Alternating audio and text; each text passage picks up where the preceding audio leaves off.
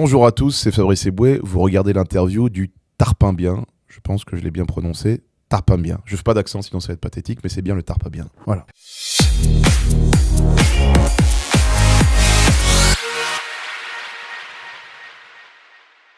Salut les amis, salut à tous, vous êtes toujours sur le Tarpimbien et on se retrouve aujourd'hui avec Fabrice Eboué. Fabrice Eboué, bonjour. Bonjour. Ça va bien ? Ça va et toi ? Ça va très bien, merci. Tu es là aujourd'hui pour parler de ton spectacle que tu joueras donc le 29 juin au Théâtre Sylvain dans le cadre du festival Aime Rire. C'est ça. Et donc ce spectacle s'appelle Plus rien à perdre. Exactement. Plus rien à perdre, ça fait un peu peur quand même, non ? Pourquoi ? Non, je sais pas, plus rien à perdre, on sent quelqu'un qui va tout détruire derrière lui, non ? Non, détruire, c'est pas le mot. Moi, je suis un comique, donc on est là pour rigoler. Ouais. Et puis non, au contraire, les gens, quand ils viennent voir quelqu'un sur scène, ils ont envie que le type aille de plus en plus loin. Enfin, on vient voir une performance de scène. Tu viens pas voir ton pote qui est en train de boire un coup à la terrasse. Tu veux voir quelqu'un qui, même si c'est l'ambiance que j'essaye de recréer dans les spectacles, cette ambiance de potes. Et d'ailleurs, quand on est entre potes à la terrasse, là, il fait beau aujourd'hui, c'est pour ça que j'ai mis ce chapeau. Je vois les terrasses qui se remplissent aujourd'hui sur le Vieux-Port à Marseille. Mais voilà, qu'est-ce que vont faire les gens ? Ils vont rigoler, et puis il y a parmi eux des bouts en train, des rigolos qui vont essayer de trouver le bon mot, qui vont aller toujours dans la surenchère justement de la saillie, de la bonne vanne, pour décrire la journée, pour décrire les passants. C'est ça mon spectacle, et je veux pas me limiter, donc plus rien à perdre dans le sens où maintenant j'ai 40 balais, j'ai à peu près réalisé mes rêves dans ce métier, j'ai un gosse, tout va bien, et je me dis, pour le plaisir du public, vous allez voir pendant 1h30 qui va totalement se lâcher, qui est pas là pour se dire, oh mais là peut-être qu'on va pas rire de ça, parce que là c'est peut-être un petit peu trop, ou qu'on va quand même froisser un tel. Vas-y, on veut rire, on veut juste se lâcher, c'est ça. C'est pour ça que j'ai plus rien à perdre, c'est que je ne veux pas me mettre de frontières. Déjà, t'allais loin avant, en fait. C'est ça, c'est ça qui t'inquiète. Bah oui. C'est ça qui t'inquiète. On a vu les spectacles d'avant. Non, mais moi, ma seule limite, c'est quand le public ne rit pas, tout simplement. Ouais. Voilà, c'est aussi simple que ça. Ce spectacle, je l'ai beaucoup rodé. On termine là, le boulot à Paris au Théâtre de la Renaissance. Où, voilà, on est au Nomo Molière, ça se passe très bien, etc. Maintenant, on va commencer à aller dans toute la France. Et on commence par Marseille. Je voulais absolument faire ce festival-là qu'on m'avait proposé, que j'avais pas pu faire précédemment. Et les gens, effectivement, qui aiment ce qu'est l'humour en France, c'est-à-dire la dérision, l'autodérision, parce que quand je dis je ris de tout, la moindre des choses c'est de commencer par soi, et c'est ce que je fais dans ce spectacle. Voilà, si vous avez envie effectivement de voir un spectacle, alors je dis pas que c'est pour les enfants de 7 et 8 ans, ce serait mentir aux gens, voilà, c'est pas ça, c'est pas le spectacle, voilà. Mais par contre, les gens qui à partir de 14-15 ans ont envie vraiment de 13-14, j'ai osé, aujourd'hui nos gamins avec internet, ils sont vraiment beaucoup de choses très très rapidement. Voilà, si vous avez envie de ça en tout cas, c'est ce spectacle-là qu'il faut aller voir. Il n'y a pas de limite, mais on rit de tout, comme en France on aime rire, comme aux terrasses on aime rire. C'est ça. Voilà. Si vous êtes vegan, d'ailleurs, j'ai lu que c'est le spectacle à voir aussi, non ? Tu sais ce qui m'a inspiré ce sketch sur les véganes ? C'est que j'en ai une dans ma famille, un jour je mangeais des œufs au plat. Et elle me regarde comme ça, elle me dit, ça te dérange pas de manger des fœtus ? je lui dis, c'est pas des fœtus, c'est des œufs. Elle me dit, c'est pareil. Je lui dis, non, c'est pas pareil. Je pense pas qu'un médecin, quand il fait un avortement, il attend avec son jus d'orange et ses baguettes. et c'est ça où tout d'un coup, j'ai dit, mais ces gens-là sont réellement fous.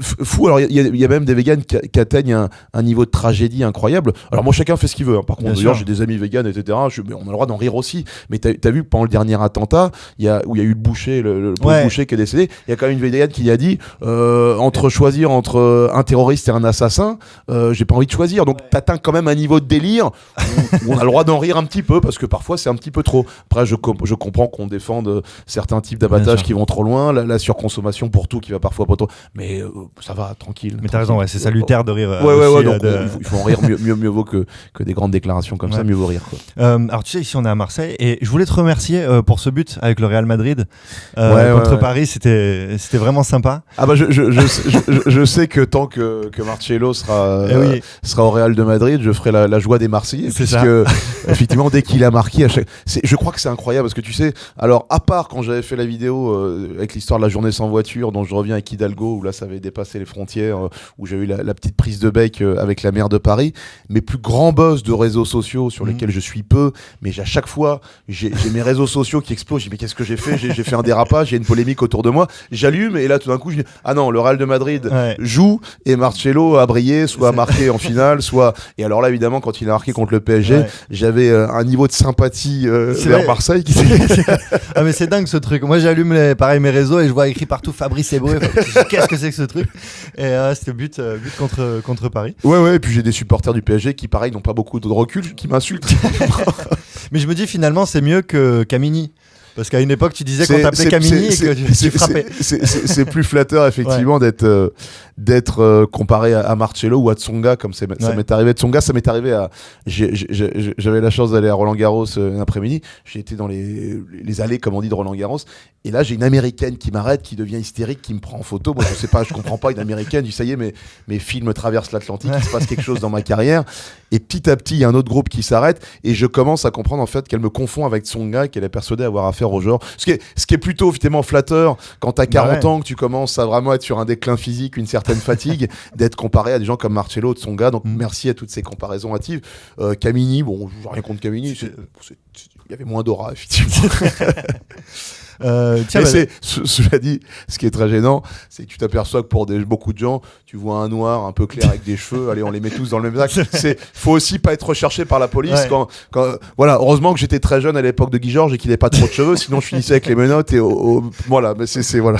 C'est quoi qui t'a inspiré l'affiche de ce spectacle ? Écoute, au début, on est parti sur une affiche super bateau, tu sais, classique. Où tu faisais un peu le con. J'étais comme ça, avec un petit sourire en coin, en costard. Je regarde l'affiche et je dis à mon entourage, je dis, mais on n'en peut plus de ces affiches de comiques. Je veux dire, la première chose qu'on voit dans un spectacle comique, c'est l'affiche. Et tu aperçois que quasiment aucune affiche de comique n'est drôle. Limite, les comiques, et moi-même à des moments, je sais que ça m'est arrivé, on veut être beau sur les affiches. On a l'impression que tu vas voir un spectacle d'un chanteur de charme. C'est limite, on est comme ça, genre, les filles, vous allez voir, je suis beau. On s'en fout.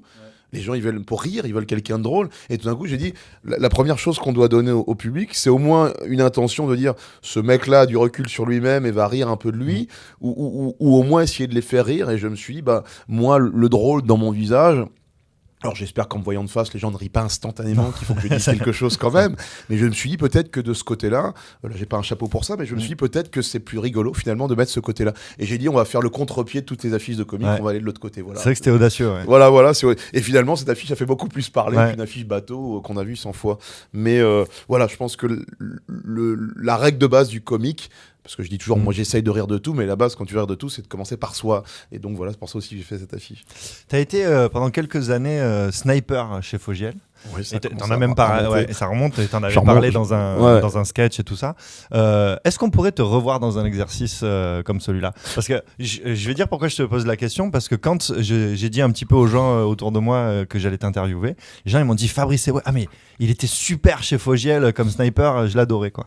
Mais c'est vrai qu'il y a beaucoup de gens à chaque fois qui s'arrête à un exercice, alors tu fais d'autres. Mais j'adore ça, moi, l'exercice de sniper, il était très difficile en direct parce que c'est pas coupé, tu remontes pas, clair. Donc t'as aussi bien les déchets que les bonnes. C'était très difficile parce que je n'étais pas à table, mais j'étais sur un perchoir. Alors ça fait vraiment le vieux con qui est pas invité au dîner, mais qui se permet de l'ouvrir toutes les 30 secondes. Mais je l'ai refait beaucoup, surtout avec Laurent Ruquier en radio sur Europe 1 pendant longtemps, un peu moins sur RTL là depuis qu'il y est. J'espère y revenir à un moment. Mais j'adore l'exercice de sniper, peut-être plus en radio, je trouve ça plus approprié. Donc en radio oui, je pense que je le referai, j'aime beaucoup la radio. En télé peut-être un peu moins, mais moi j'aime de toute façon la vanne, tout simplement. J'aime la bonne punch, j'aime ce qui tombe bien, que ce soit dans un dîner, que ce soit sur une terrasse, tout ce que tu veux. Voilà. Est-ce que tu as d'autres projets à l'avenir, notamment une série France 2 par exemple ? Oui, une série France 2 qui normalement, si je suis dans les délais d'écriture, ça va devenir difficile, ce qui fait de plus en plus beau. J'ai mal, c'est que j'écris, donc ça se tourne normalement à partir du mois d'août. Mais j'ai racheté le droit d'un bouquin qui s'appelle Petit suicide entre amis. Contrairement au titre, c'est une série très joyeuse. Alors le pitch semble pas non plus être la grande fiesta, mais c'est des dépressifs qui montent tous dans un bus pour aller se jeter d'une falaise. C'est 8 épisodes de 45 minutes. C'est normalement un bouquin finlandais que j'ai remis à la sauce française, et ça va vous parler ici puisque normalement ils sont censés se jeter dans les calanques. Ils vont chercher le paysage qui les inspirait le plus pour finir de manière romantique, et ils partent dans les calanques de Marseille. Ils traversent toute la France et les derniers épisodes se passent à Marseille. Ok, bon bah écoute, super, on attend ça avec impatience. Merci beaucoup. En tout cas, merci beaucoup d'avoir répondu à ces quelques questions. Je rappelle, ton spectacle Plus rien à perdre, ce sera le 29 juin au Théâtre Sylvain dans le cadre du festival Aime Rire. Merci beaucoup. Merci. Et puis on te retrouve le 29 juin du coup. Merci beaucoup.